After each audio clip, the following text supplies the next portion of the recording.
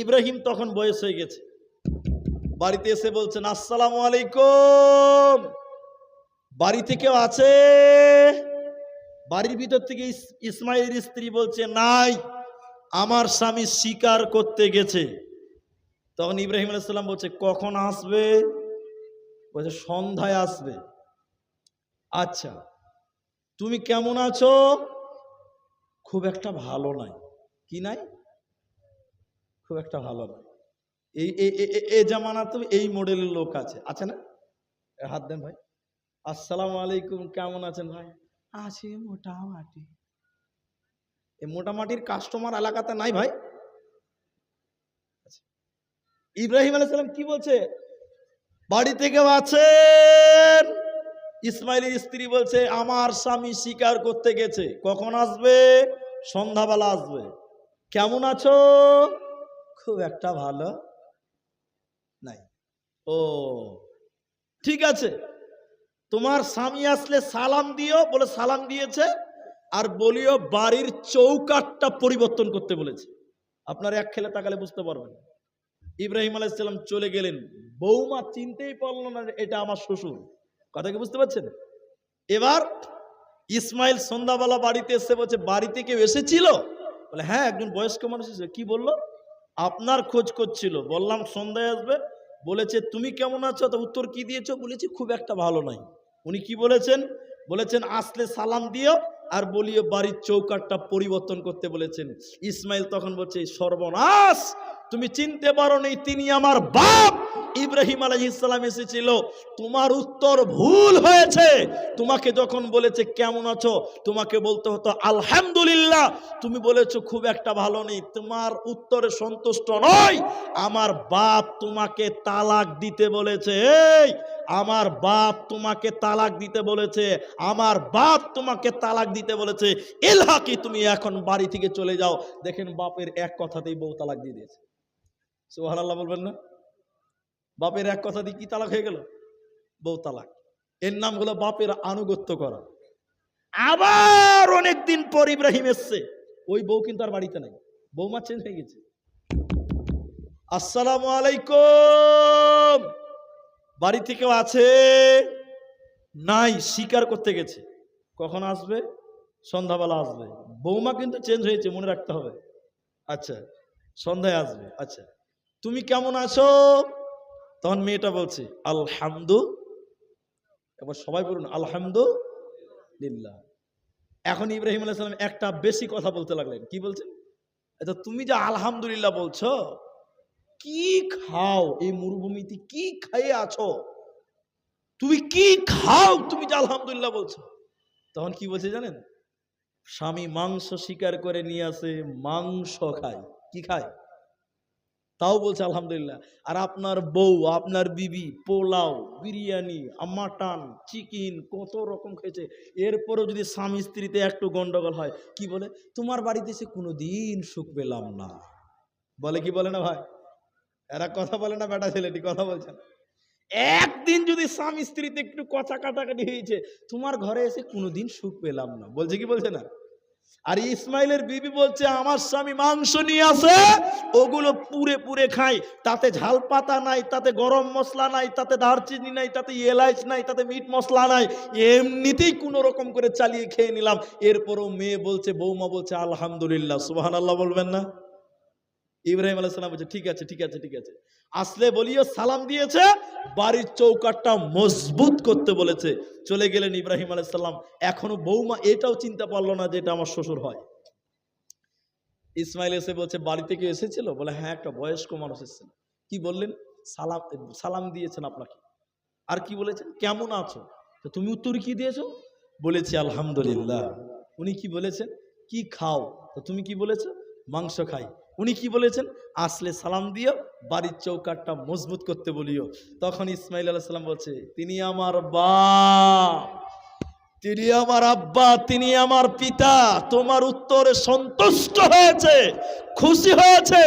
তিনি তোমাকে আদর করতে বলেছেন, তোমাকে ভালোবাসতে বলেছেন। সবাই একবার জোরে বলুন নারায়ে তাকবীর। এর নাম হলো বাপ মায়ের আনুগত্য করা। কি বোঝায় আপনাকে?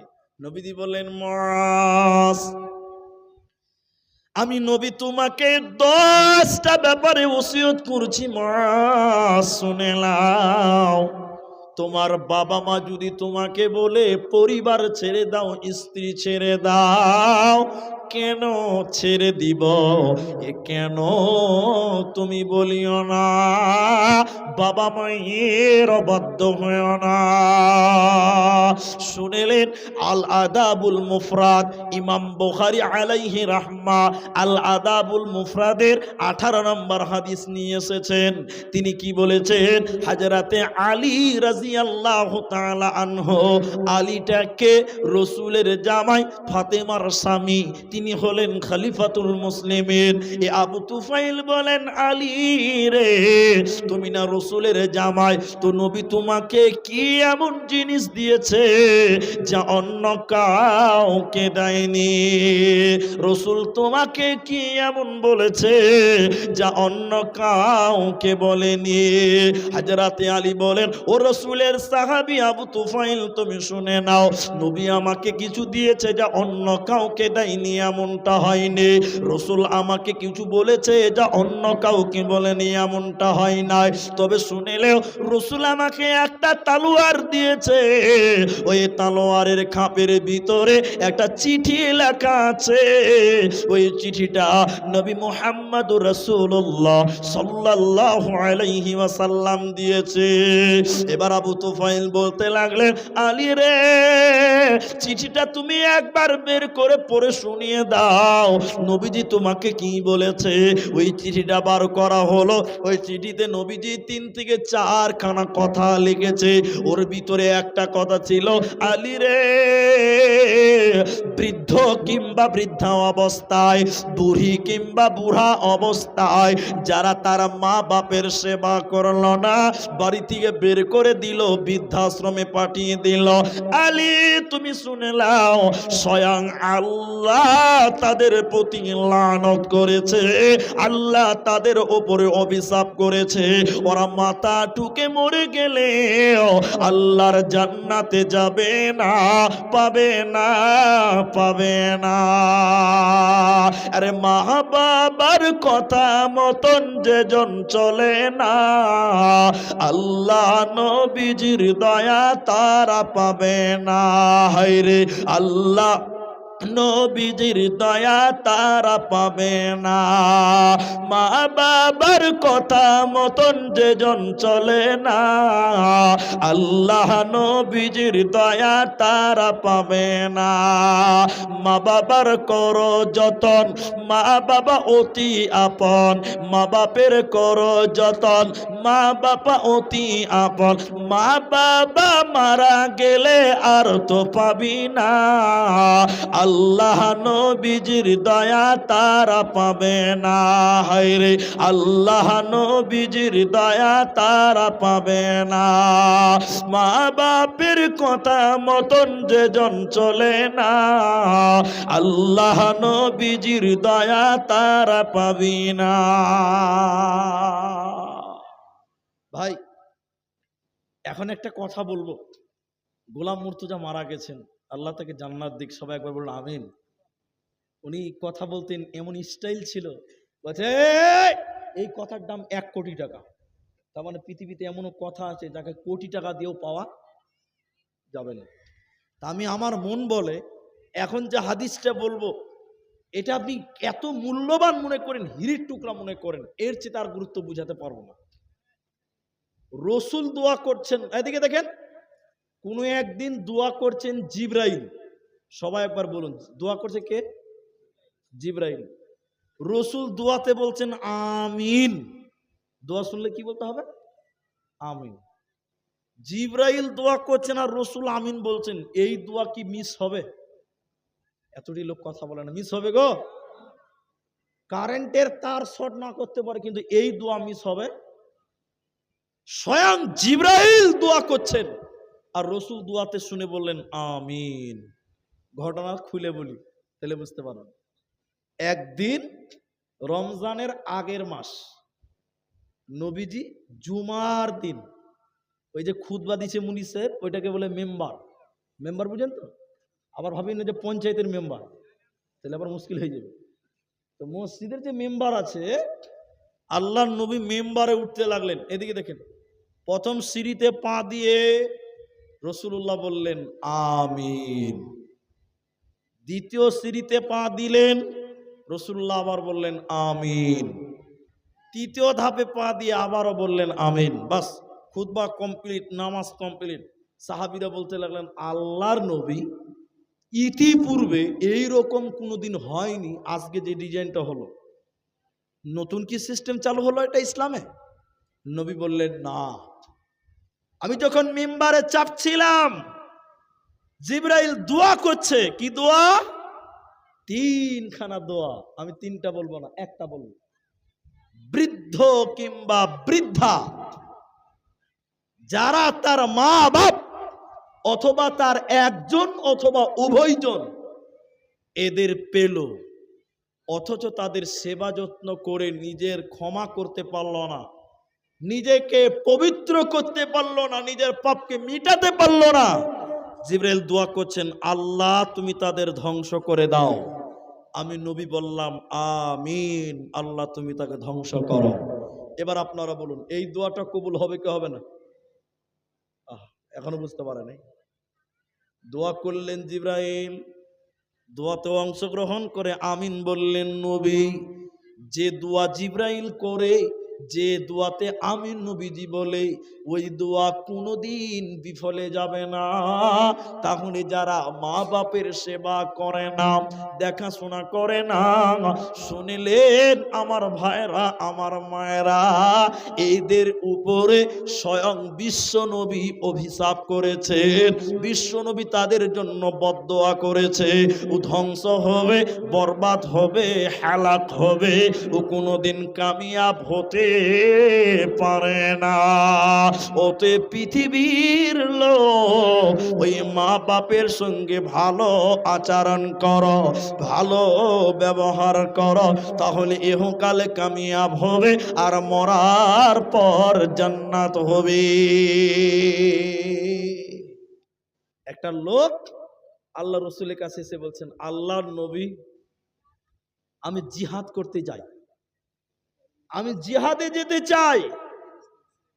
আল্লাহর নবী আমি যুদ্ধে যেতে চাই। এখনকার মুসলমান জিহাদ বুঝে না। এখনকার মুসলমান, আমাদের আলেম উলামাবাদ, সাধারণ মানুষ জিহাদ মানে কি বুঝেই না। নামাজ একটা ইবাদত, রোজা একটা ইবাদত, কিন্তু কেউ যদি সারা জীবন নামাজ পড়ে ও বিনা হিসাবে জান্নাত যাবে, এরকম কোনো প্রমাণ নাই। আছে ভাই? বলতে পারবেন? কেউ যদি সারা জীবন রোজা রাখে বিনা হিসাবে জান্নাত যাবে, কথা বলা শরীয়তে পারমিশন নাই। কিন্তু কেউ যদি দ্বীনকে বাঁচাবার জন্য আল্লাহর রাস্তায় জিহাদ করতে গিয়ে শহীদ হয়ে যায়, আল্লাহর নবী বলেন এই লোকটাকে বিনা হিসাবে জান্নাত দেওয়া হবে। বলুন সুবহানাল্লাহ। এত গুরুত্বপূর্ণ ইবাদত। একটা লোক এসে আল্লাহ রসুলকে বলছেন আল্লাহর নবী আমি জিহাদ করতে যেতে চাই, যুদ্ধে যেতে চাই, আপনি আমাকে অনুমতি দিচ্ছেন? অনুমতি চাইছেন। আল্লাহ নবী বলেন তোমার মা, তোমার বাবা কি বেঁচে আছে? তুমি বলো। লোকটি বলেন হুজুর আমার মা বাপ বেঁচে আছে। নবী বলেন ইরজি, তুমি ফিরে চলে যাও, তুমি মা বাপের সেবা করগা। আল্লাহ রাস্তায় জিহাদ করলে যে নেকি পাওয়া যাবে, মা বাপের সেবা করলে ওই নেকি আল্লাহ তোমার আমলনামায় দেবে। বলুন সুবহানাল্লাহ। শুধু তাই নয়, আর একটা লোক এসে আল্লাহর নবীকে এসে বললেন হুজুর সবচাইতে আল্লাহর কাছে প্রিয় আমল কি আপনি বলুন। নবীজি বললেন সঠিক সময় নামাজ কায়েম করা, সঠিক সময় নামাজ পড়া। দ্বিতীয় নম্বর কি? নবীজি বললেন শুনে লাও, মা বাপের সেবা করা। মা বাপের সেবা করা একটা গুরুত্বপূর্ণ ইবাদত। এই জন্য আল্লাহ বলেছেন তোমরা তোমাদের মা বাপের সঙ্গে ইহসান করো। দ্বিতীয় নম্বর, সন্তানদের কি করণীয় রয়েছে শুনেলেন আল্লাহ নবীর হাদিস। নবীজির হাদিসে রাসূলুল্লাহ বলেছেন কি শুনেলেন, মানুষ যখন মারা যায় সব আমলের রাস্তা বন্ধ হয়ে যায়, ইল্লা মিন সালাসা, কথা, তিনটি আমল তখন বান্দার জারি থাকে।